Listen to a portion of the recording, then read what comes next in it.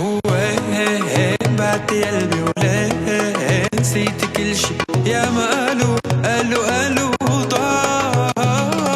وين بعتي قلبي وليه نسيت كل شي يا ما قالوا ضاع. بلدين وش حادي خدت انا غرام. مساء الخير، أنا الفنان الشامي يلي بسرني إني أطلع عليكم الليلة عبر شاشة LBCI اللي دايما كانت مرادف للنجاح والإبداع بعالم الفن، لشارك معكم خبر كتير سار، هو إنه قناتي على اليوتيوب تخطت ال1,000,000 مشاهدة بأقل من سنة واحدة بس. صحيح إنه الأرقام ممكن تكون مقياس للنجاح، بس هي منا الهدف الحقيقي، هي ترجمة لحبكم لأستمر بتقديم أعمال بتليق فيكم أنتو.